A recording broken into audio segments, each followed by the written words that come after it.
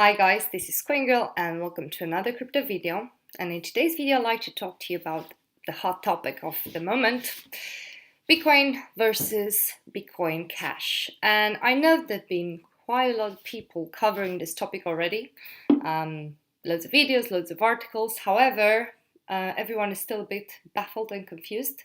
And I've tweeted saying that the whole crypto world at this point is acting like a soap opera, and there's so much drama and so many sides and so many people and opinion divided. Yeah, it's quite spectacular to see what's happening, and we're all taking part of it. So from what I could gather so far, and again this is purely my observation, I've noticed three sides. First one is the Bitcoin true believers, where there's no Bitcoin Cash, this doesn't exist for them. The second one would be the one who think Bitcoin Cash is the real Bitcoin and they're going to dump Bitcoin. And there's the third side, where people think Bitcoin Cash is actually really good for day-to-day transactions, as it's less expensive. It's not as expensive as Bitcoin transactions. It's also faster, but they also see Bitcoin as a long-term asset and they will hold on to it like digital gold. After SegWit 2x got cancelled, we've seen a very big bull rally, an immense bull rally for Bitcoin, and it reached an all-time high to $7,800. And then it had a drastic correction of in just 4 days to about $5,600 something, $5,604, somewhere like that. And now it consolidated to just above 6,500. What I'm trying to say is I understand why the correction happened, as traders saw the cancelled fork, so there was time for them to buy altcoins and reinvest in altcoins. What I didn't understand is why Bitcoin Cash got so much attention and it got pumped so much. It went from $600 to $2,400. And within 30 minutes, it dropped to 50% of what it was. So what is it now? It's about around so it dropped to 1,300 and now it's still kind of in the same area. So yeah, why Bitcoin Cash?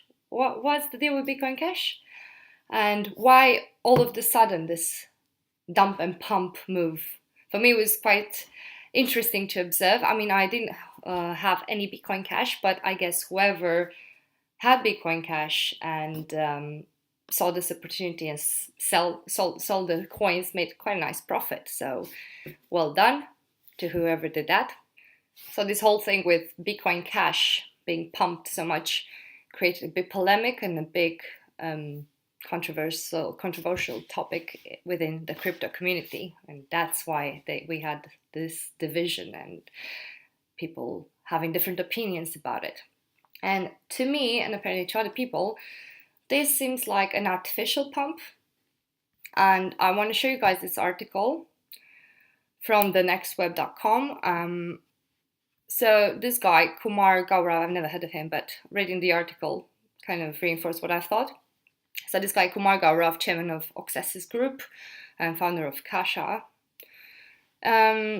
referred to Bitcoin Cash as this. So the quick rise of Bitcoin Cash from around 600 to 2,400 in a few days makes it look like a typical artificial pump, which was already being followed by a dump back to 1,300 within 30 minutes. And as compared to the Forex market, the crypto market is still small. It is easy to do that and cannot be used to estimate the future of Bitcoin versus Bitcoin Cash. And I know the shortcut is BCC, but it's not Bitcoin. They refer to Bitcoin Cash. Also, he says over here that basically he thinks that he's actually a Bitcoin believer, and he thinks it's going to go rally up back to reach an all-time high of $8,000 pretty soon, which I also hope. Pretty sure it's going to happen, and it's going to increase its value even more than this, because Bitcoin overcame so many difficulties since it got created. think of its existence, how many political and economical, technological difficulties it has overcome, and even more so reached all-time highs this year. So that gives me hope that Bitcoin is still the true asset, and I'm going to hold on to it. Well, that's what I'm personally going to do. However, it is quite annoying, and I'll give Bitcoin Cash believers that. It's quite annoying how expensive it is to transact Bitcoin, especially when you have a low volume of it. And let's have a look on some Bitcoin stats here. If we go on blockchain, you see the cost per transaction ended up, it's even close to $53, which is not ideal, is it? And again, on blockchain, they tell us how many unconfirmed transactions are happening right now. So it's close to 90,000. I mean, there were more, 156,000 or so.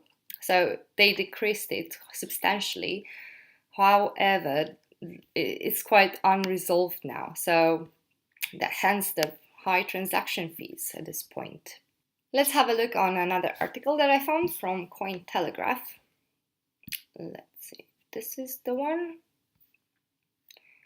Yeah, this is the one from the Cointelegraph, where apparently most of the trading, so the pump in Bitcoin Cash, happened on South Korean exchanges and a very high price compared to other platforms. And it says here, I get a feeling that Bitcoin Cash developers see it as cash, something that is easy to send and pay with, like I previously mentioned. And the Bitcoin developers and hodlers see it as a digital gold, something that makes for internationally recognized store of value. So I guess this is the third category I was mentioning at the beginning of this video. Now let's check top 100 richest Bitcoin addresses. I'm going to minimize myself a little bit more. Actually, I'm going to move myself because it's quite interesting for you to see this table. So yeah, these are top 100 richest Bitcoin addresses. And if you have a look here, it's quite an impressive number of Bitcoin, even 181,000 Bitcoins. But we're going to look at addresses that have less than 50,000 in Bitcoin, because what I think these are pools and exchanges. So obviously there's going to be a different stats on it. But if we look on the top of the table, these are number of ins, number of outs. So the transactions for in, transactions for out, selling Bitcoin. And this is quite interesting. When was the last out? Okay, so let's scroll down a bit, and as I said, let's have a look at the addresses that have less than 50,000 Bitcoins in the address. So for example, this one might be still actually a pool. However, what I'm trying to emphasize here is that look at when the last one went out. It was in October. This one in October. This one is probably a pool or an exchange, so loads of outs, loads of selling Bitcoin. It was it was yesterday. And this is in April. This is again in October. So anyway, very few little out. What I'm trying to prove, and here we see that had more in actually, even here, plus 5,000 Bitcoin. Plus almost 5,000 Bitcoin, no outs. So what I'm trying to emphasize here is that people who have loads of Bitcoin in their addresses did not hurry up and dumped this coin and pumped into Bitcoin Cash. They actually chose to buy even more Bitcoin or don't do anything and just hold it. And that kind of gives me a reassurance that Bitcoin, again, is going to go back on track. It's going to reach another all-time high pretty soon, maybe 8,000, maybe 10,000. So that's what I'm going to do with mine. I'm going to keep it. It's not like I have, I don't know, even 13,000 Bitcoin in my address. I wish. I so much wish to have that, but I don't.